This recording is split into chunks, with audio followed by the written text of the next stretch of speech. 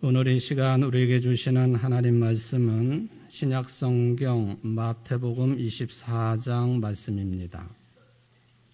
마태복음 24장 36절부터 44절까지 말씀을 봉독해 드리겠습니다. 그러나 그날과 그때는 아무도 모르나니 하늘의 천사들도 아들도 모르고 오직 아버지만 아시느니라. 노아의 때와 같이 인자의 맘도 그러하리라. 홍수 전에 노아가 방주에 들어가던 날까지 사람들이 먹고 마시고 장가들고 시집가고 있으면서 홍수가 나서 그들을 다 멸하기까지 깨닫지 못하였으니 인자의 맘도 이와 같으리라. 그때에 두 사람이 밭에 있음에 한 사람은 데려가고 한 사람은 버려둠을 당할 것이요, 두 여자가 맷돌질을 하고 있음에 한 사람은 데려가고 한 사람은 버려둠을 당할 것이니라. 그러므로 깨어 있으라. 어느 날에 너희 주가 임할는지 너희가 알지 못함이니라. 너희도 아는 바니 만일 집주인이 도둑이 어느 시각에 올 줄을 알았더라면 깨어 있어 그 집을 뚫지 못하게 하였으리라. 이러므로 너희도 준비하고 있으라. 생각하지 않은 때에 인자가 오리라. 아멘. 이는 하나님의 말씀입니다. 하나님께 감사합니다.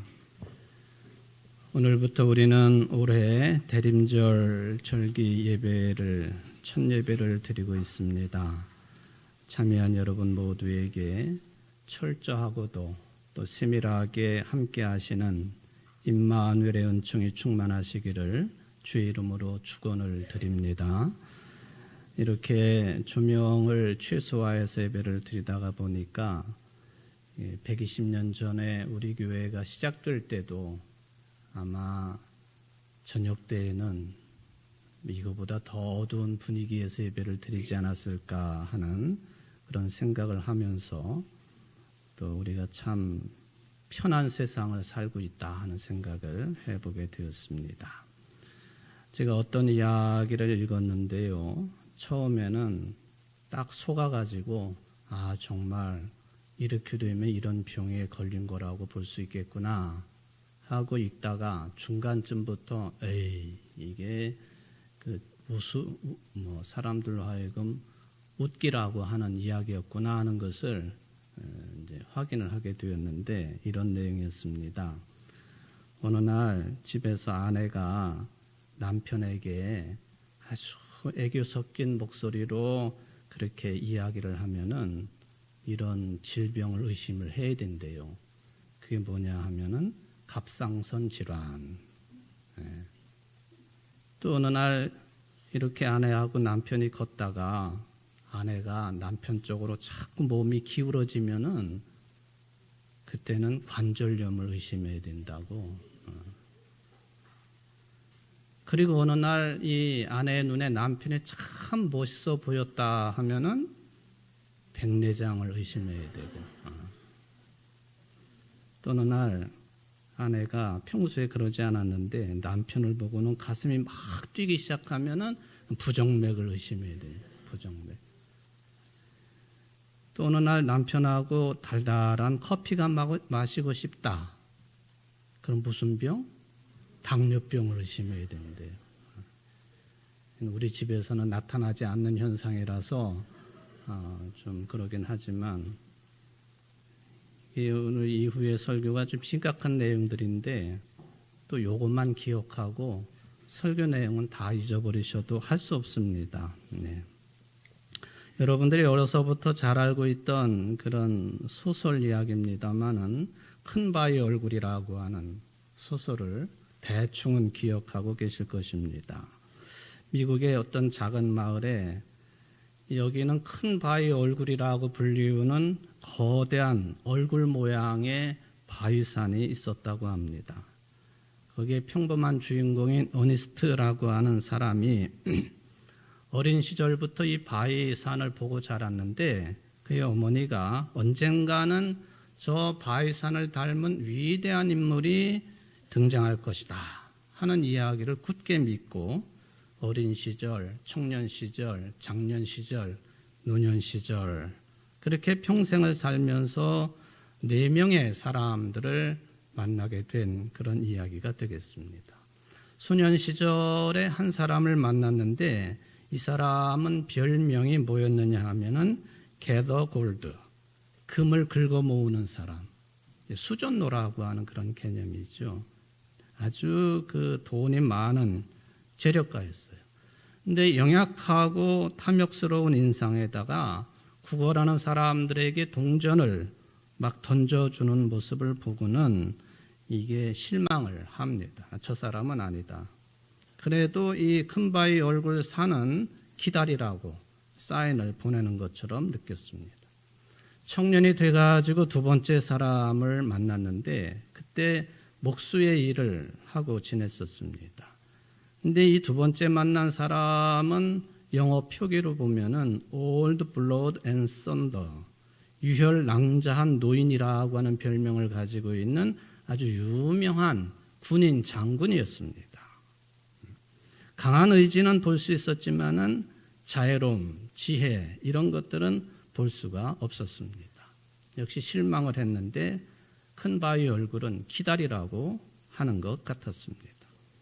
세월이 흘러가지고 장년이 되어 결혼을 하고 또 가정을 꾸리면서 목소리를 계속하고 있었는데 3번째 만난 인물은 영어 표기로 보면은 Old Stony Peas, 늙은 바위 얼굴이라고 불리우는 아주 성공한 정치가를 만나게 되었습니다.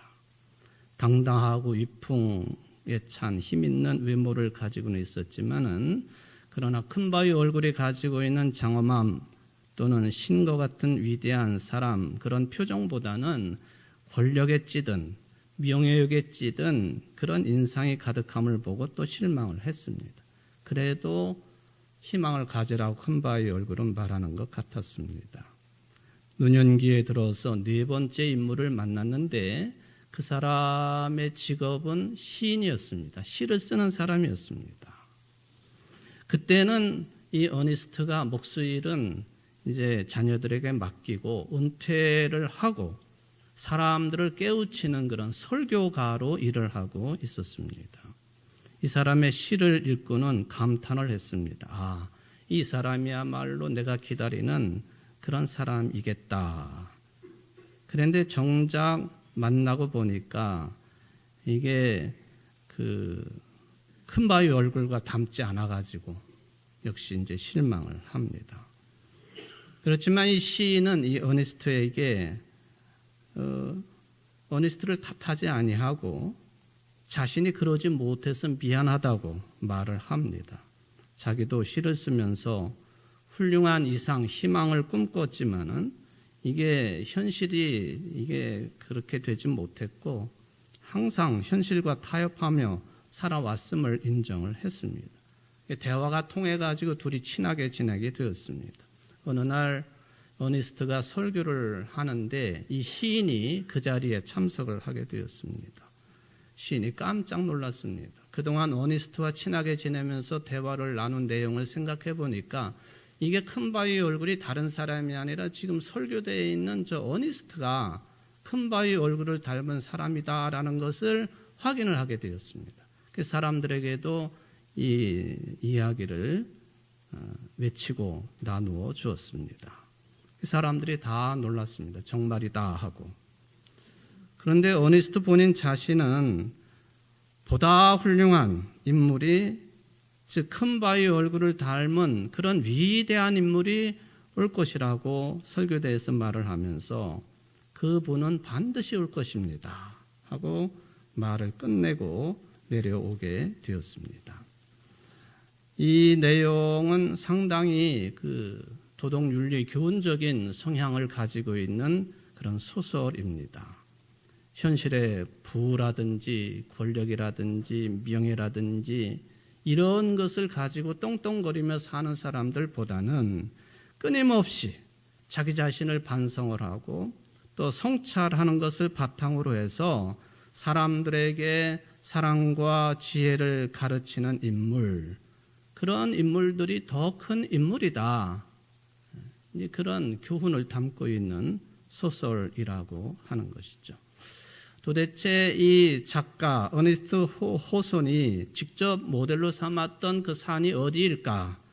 이게 여러 가지 장소가 후보로 올라와 있습니다만은 아마도 가장 유명한 곳은 미국의 버몬트주하고 뉴햄프셔주 경계에 위치한 캐논 산맥 정상 부근에 있는 그냥 영어 표기로 보면은 The Old Man View라고 하는 이름을 가지고 있는 바위 얼굴로 되어 있어서 관광객들이 많이 찾아왔었는데요. 그게 자연 속으로 이루어진 사람 얼굴 모양이었기 때문에 불행스럽게도 20년 전쯤 2003년 5월에 그게 무너져 버리고 사라져 버렸습니다. 근데 어려서부터 이 큰 바위 얼굴 이야기를 들을 때마다 항상 같이 등장하는 사파에 보면은 이 그림이 아니고 다른 그림입니다. 그 그림은 미국의 사우스 다코타주에 있는 러시모어 산, 역대 미국의 대통령 4사람이 조각이 되어 있는 그 산이 마치 이 작가가 배경으로 삼았던 산처럼 그렇게 이야기되곤 했다 하는 것을 저는 기억하고 있는데 여러분은 어떤지 모르겠습니다. 사진을 보시면은 여러분 미국의 아주 주요한 역할을 감당했던 그런 대통령들이 조각이 되어 있습니다. 왼쪽부터 보면은 조지 워싱턴, 그리고 토마스 제퍼슨, 시어도어 루스벨트, 에이브러햄 링컨. 근데 최근에 미국 대선이 끝나가지고 새로운 대통령이 선출이 됐는데 그 양반이 그렇게 물어봤다고 해요. 저게 내 얼굴도 새길 수 있느냐고. 5번째 얼굴이 될 수 있을는지 어쩔는지 제가 잘 모르겠는데 하여튼 그런 욕심이 있다라고 볼 수가 있겠죠. 결론적으로 볼 때 이 소설에서는 주인공 어니스트가 그토록 기다렸던 사람은 바로 어니스트 자신이었다고 하는 것이죠. 그런데 그가 평생을 바쳐가지고 기다렸던 그 기다림이 어떤 내용이었느냐 하는 거예요. 그것은 기다리는 그 사람을 닮아가는 그런 아주 치열한 과정이었다는 그런 이야기예요. 말하자면 막연한 기다림이 아니었다, 그런 뜻이 되겠습니다. 오늘 대림절 첫째 주일인데요. 우리가 오실 주님을 기다리는 그런 계절에 들어와 있습니다. 그리스도가 되시기 위해서 구체적인 인류의 역사 안으로 사람의 모습으로 오시는 예수님을 기다려야 되는데 막연하게 기다릴 것이냐?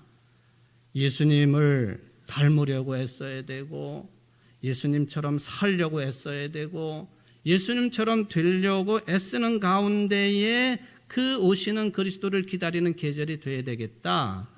그게 이게 큰 바위 얼굴을 통해서 우리가 교훈 삼을 수 있는 그런 해석이 되겠습니다. 물론 아직은 아니에요. 우리 모두 다가 아닙니다. 사도 바울이 그렇기 때문에 나는 이것을 이미 얻은 것도 아니며 이미 목표점에 다다른 것도 아닙니다. 그리스도 예수께서 나를 사로잡으셨으므로 나는 그것을 붙들려고 쫓아가고 있습니다. 그런 간절한 기다림의 태도가 오늘 이 계절 동안 우리에게 필요한 것이고 또 주님 다시 오실 때까지 우리에게 필요한 태도라고 하는 것을 생각해 볼 수가 있겠습니다. 신약성경 누가복음 2장에 보면은 우리가 흔히 아이들에게 이 두 분을 소개할 때에는 그냥 이름만 말하지 않습니다. 시몬 할아버지, 안나 할머니라고 부르는 그런 두 분이 등장을 합니다. 예루살렘에 살고 있었던 사람들이죠. 그 중에 이 시몬 할아버지, 나이가 많이 든 사람이에요. 근데 이분에게 성령이 나타나셔서는 내가 죽기 전에 그리스도를 보게 될 것이라고 말씀하셨어요. 그래서 시몬은 평생 동안 이 말씀을 간절히 믿고 메시아 구세주께서 오실 것을 기다렸습니다. 또 한 분 안나 할머니, 이분은 결혼하고 그리고 7년 만에 혼자가 됐어요. 그러니까 보통 그때 유대인 여성들이 성년이면은 13살, 14살이면 성년이니까 그 전후에 결혼을 시키거든요. 그러니까 20대 초반에 남편이 죽은 거예요. 그런데 84살이 될 때까지 평생을 혼자 살게 되었습니다.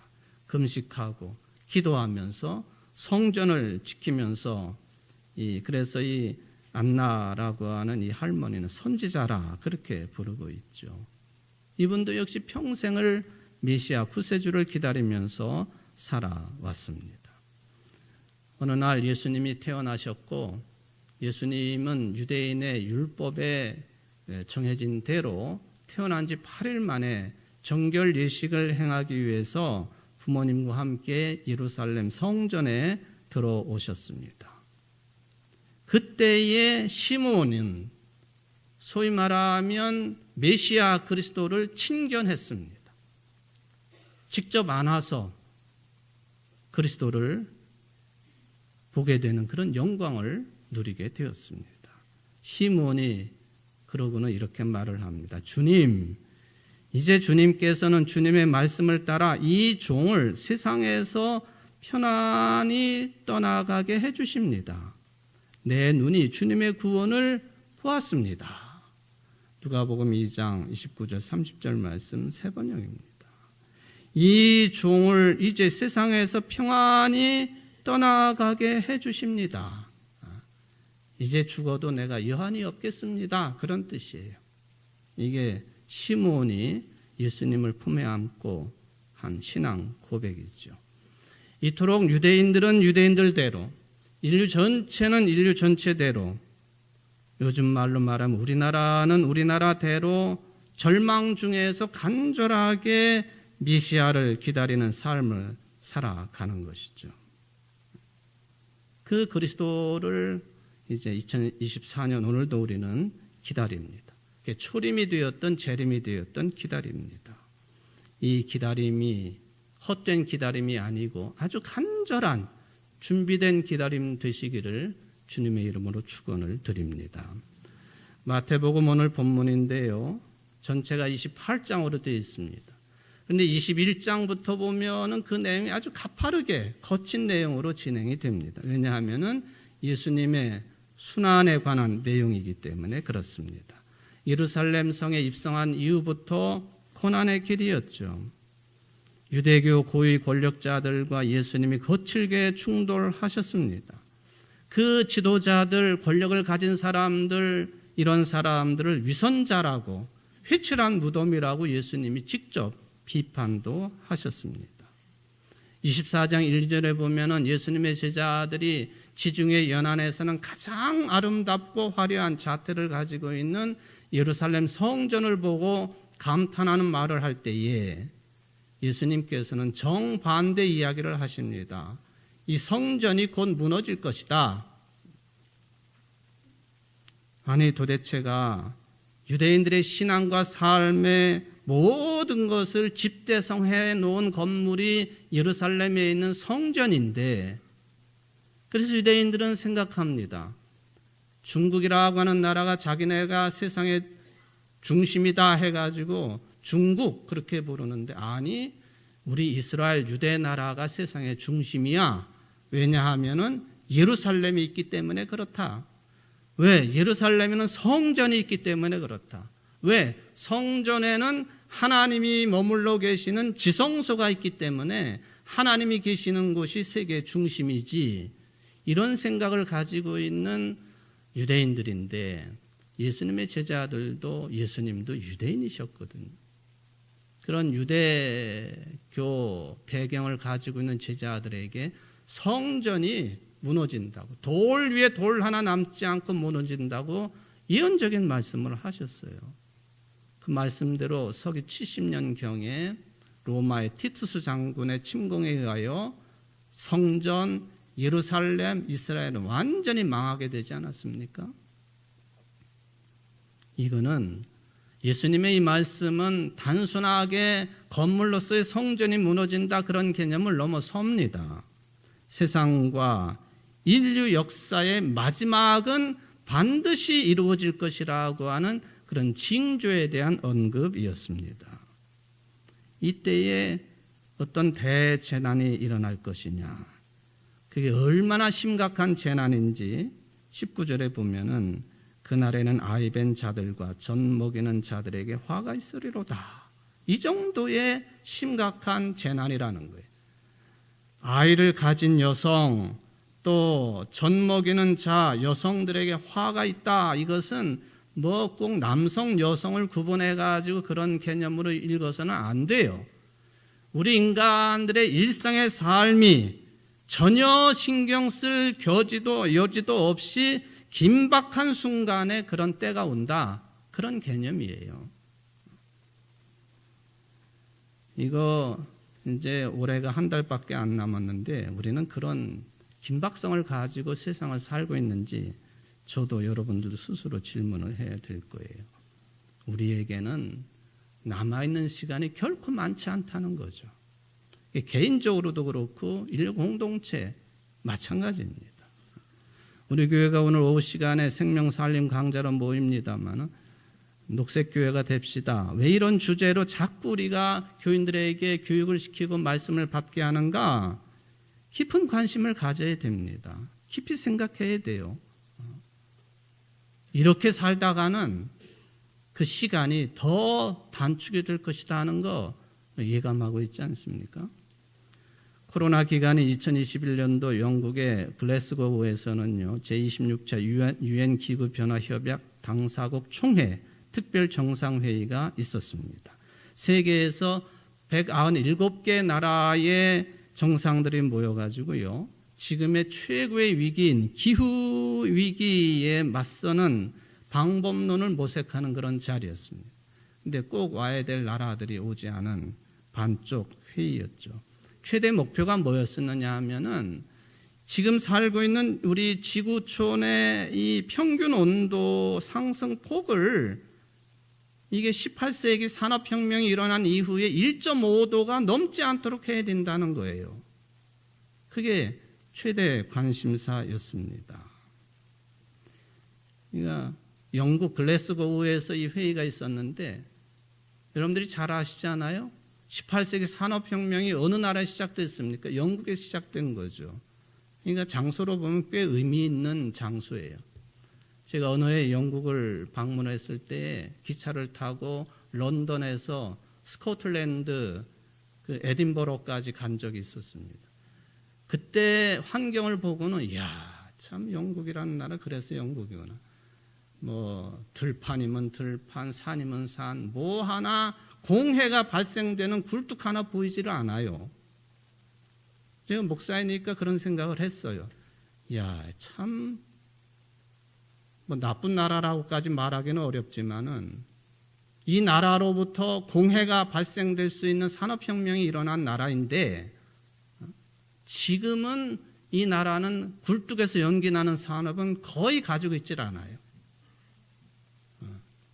뭐 스스로 깨달아서 그렇게 한 것이겠지만은, 그러니까 18세기의 그 평균 온도하고 그때 비교 1.5도가 넘어서는 안 된다.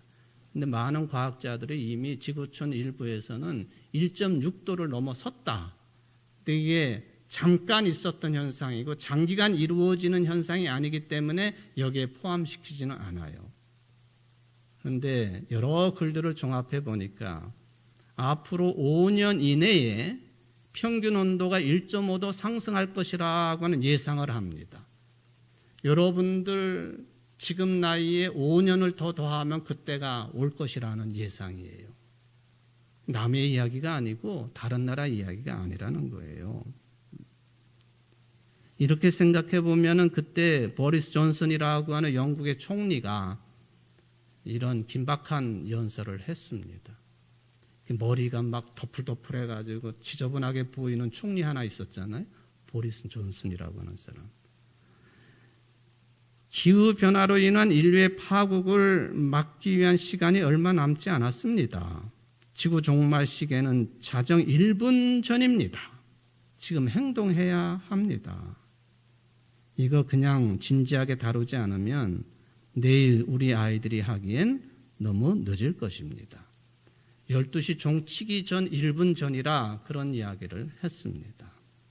이게 묵시적인 대재난이 우리 코앞에 다가와 있다 하는 그런 이야기죠. 오늘 본문에 보면은 이런 대재난을 상징하는 그 성경 표현이 인자, 사람 인자에다 아들 자자를 쓴 인자라고 번역된 단어예요. 인자라고 우리는 짧게 한 단어로 표현했지만 원래 헬라어에서는 어떻게 표현을 해놓았느냐 하면은 호피우스 투 안트로프, 호피우스 아들, 투 안트로프 사람 또는 인간의라는 소유격입니다. 그러니까 사람의 아들, 인간의 아들, 이 인간의 아들 인자가 바로 이 묵시적인 대재난을 상징하는 용어로 등장을 합니다. 그때 어떻게 되느냐 하는 게 마태복음 24장 29절부터 31절까지 나타납니다. 해가 어두워지며 달이 빛을 내지 않고 별들이 하늘에서 떨어진다. 모든 족속이 통곡하는 일이 벌어진다. 큰 나팔 소리가 나고 천사들이 나타난다. 말하자면 우리 인간들이 인생 삶의 토대로 여기고 있는 그 모든 것들이 무너져 내린다는 거예요. 체질이 불로 녹여져서 변한다, 그런 뜻입니다. 여러분, 우리 인생의 또는 지구촌의 삶의 어떤 가장 큰 토대가 되는 이 해가 어두워진다. 그렇다면요, 그 외에 하위 토대라고 여길 수 있는 모든 것이 없어지는 것은 그건 명확한 일이죠. 당연한 일입니다. 국가도 사라질 것이고, 사우디아라비아 제다에 가면 1km가 넘는 높이의 건물을 짓고 있는데 다 의미 없는 것이고, 주식 종이가 무슨 의미가 있겠으며, 은행 계좌가 무슨 의미가 있겠으며, 가족관계는 또 어떻습니까? 아무리 정치를 위해 그렇게 피나게 싸우고 있지만 정치가 무슨 의미가 있겠습니까? 경제도 마찬가지죠. 의미 없는 일이다. 그런 그 묵시적인 대재난의 현상을 언급을 해놓고 있습니다. 여러분, 사랑하는 성도 여러분, 여러분들이 지금 살아가면서 절대적으로 의지하고 있는 게 도대체 무언가요? 우리가 제발 그런 것들을 살펴보며 살아가는 아주 지혜로운 그리스도인들이 되기를 바랍니다. 없어져요. 녹아져요. 인류 전체가 멸종하는 순간 온다는 거예요. 개인이 죽는 것은 더 말할 나위가 없습니다. 태양이 어두워진다 했는데 정말 그럴까? 아니, 그렇게 돼요. 과학자들 태양의 나이가 한 100억 년 정도 될 것인데 지금 이미 반 정도 지났다고 그래요. 50억 년 정도 나이라는 100억 년 정도 살 것인데, 그때가 되면 태양이 지금 부피보다 한 1000배 정도가 부풀러 올라져 가지고 우리 지구도 삼켜버릴 것이고, 에이그 목사님 50억 년 전, 5년 뒤도 아니고 무슨 50년 뒤도 아니고 무슨 50억 년? 다 그렇다는 거죠. 그런 생각 가지고 살지 않습니까? 그러니까 반드시 온다. 한참 미래, 그것도 상상할 수도 없는 먼 미래에 이루어질 것이니까 그냥 먹고 살고 장가 들고 시집 가고 그렇게 살지요. 그거 생각할 여지도 없네요. 정말 그럴까요? 오늘 본문에 보니까 창세기 6장에서 9장까지 나오고 있는 유명한 이야기가 그 뒤에 나옵니다. 노아의 홍수 이야기예요. 홍수전에 노아가 방주에 들어가던 날까지 사람들이 먹고 마시고 장가들고 시집가고 있으면서 홍수가 나서 그들이 다 멸하기까지 깨닫지 못하였으니 인자의 임함도 이와 같으리라. 우리가 21세기에 50억 년 뒤에 예상 못하죠. 그런데 인자가 오시는 것이 그와 같다. 창세기 6장부터 9장까지 긴 내용입니다. 왜 이렇게 길게 기록해 놓았을까? 이 홍수 이야기가 당시 사람들이 그만큼 각인되었다는 이야기입니다. 물론 이건 상식적인 이야기입니다. 홍수 이야기가 성경에만 있는 게 아니에요. 근동, 중동 지방에 널리 퍼져 있는 어느 나라에서나 내용, 표현은 다르지만 다 가지고 있는 홍수에 관한 이야기죠. 작년, 재작년에 제가 설교 시간에도 언급을 했었는데요. 최근에 중동 지방에 물난리가 나가지고 엄청난 어려움을 겪었다 하는 것 동영상으로도 많이 볼 수 있는 내용이에요. 그러니까 비가 거의 오지 않는 나라들이기 때문에 이 배수 시설이 거의 없어요. 이게 갑자기 홍수가 지니까 돈 많은 산유국인 사우디아라비아 같은 나라도요, 꼼짝없이 당했습니다. 예수님의 말씀이 철저하게 기억이 납니다. 너희들 집을 지을 때 반석 위에 집을 지어야 되지 모래 위에 집을 지으면 안 된다. 모래 위에 집을 지은 꼴이 대비하지 아니한 그 모습으로 드러난다. 홍수 이야기가 똑같습니다. 홍수 이야기를 통해서 뭘 전하려고 하는 것인가? 인간의 문명, 언제나 악한 구석에 있어서 언젠가는 하나님의 심판, 창조주의 심판을 받아야 되고 그 심판으로 끝나는 것이 아니라 그 하나님에 의해서 새로워져야 된다. 이 노아 가족을 통해서 새로운 역사를 이루어 가시잖아요. 창세기 9장에 나오는 내용입니다.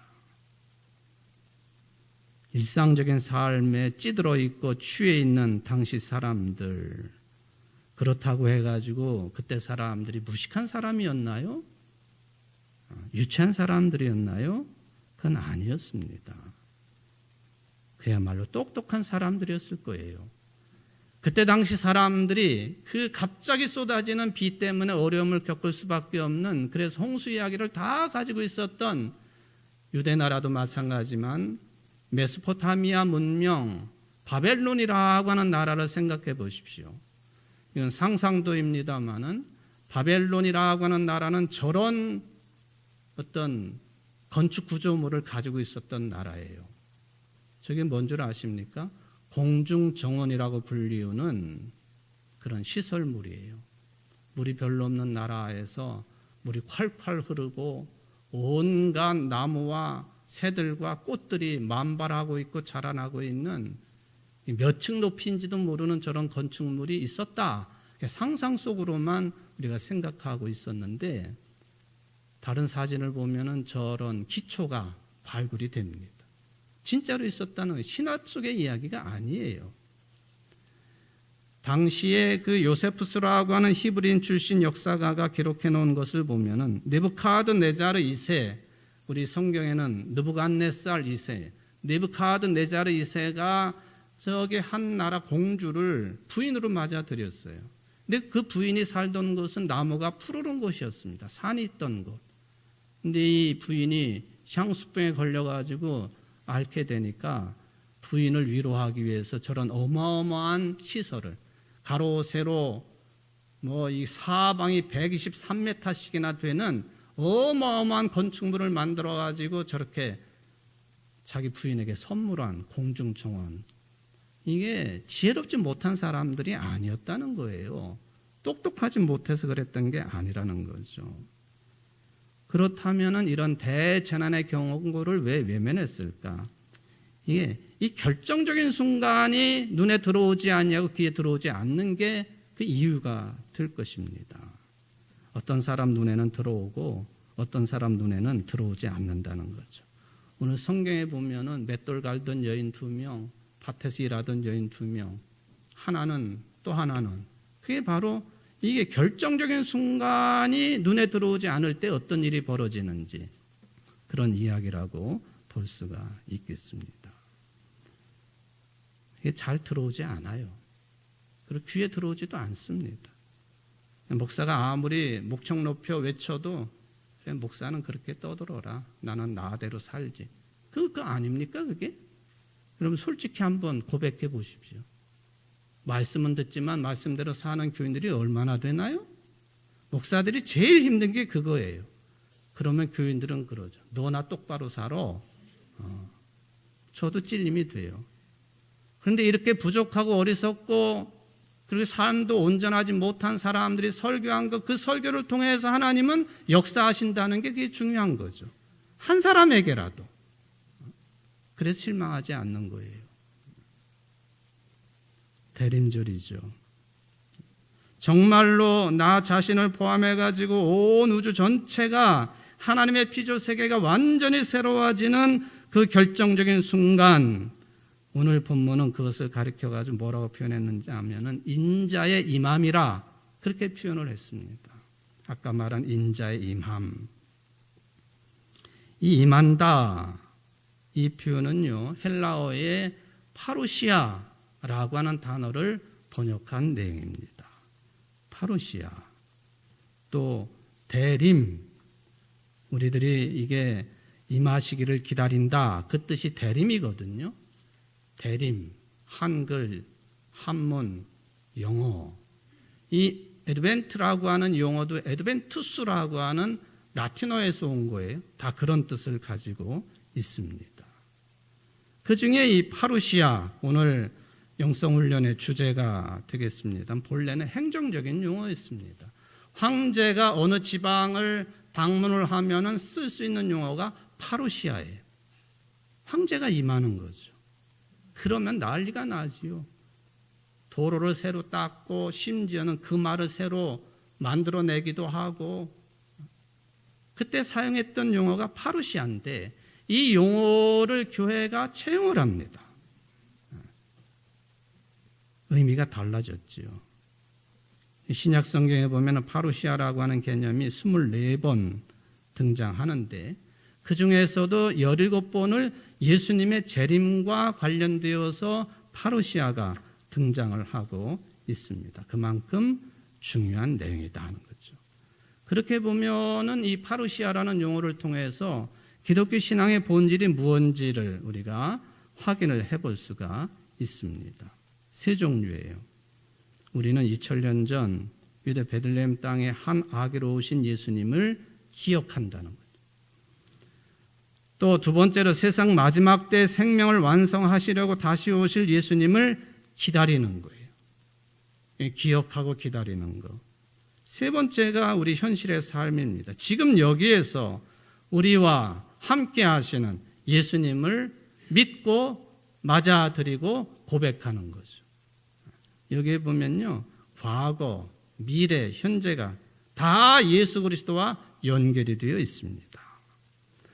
한마디로 말하면 인류의 운명, 우리의 개인적인 운명 전체가 예수 그리스도 안에서 완성이 된다는 뜻이에요. 그러니까 전 인류가 모든 피조세계가 탄식하면서 우리 개인이 오시는 그리스도를 기다릴 수밖에 없었고, 또 재림하실 그 그리스도를 기다릴 수밖에 없는 거죠. 일상의 삶을 사는 동안에 이런 일이 벌어진다라고 하는 그 말씀이 되겠습니다. 도대체 그럼 일상의 삶을 우리가 최선을 다해 살아가는데 그럼 어떻게 사는 것이 적극적으로 기다리는 자세가 되겠느냐? 제가 한 단어를 말씀을 드립니다. 그게 라틴어로 보면은 코람데오라고 하는 용어예요. 코람데오. 하나님 앞에서 깨어서 기다리라고 여러 군데에서 말씀을 하시는데 깨어 기다린다고 하는 게 뭐냐 하는 거죠.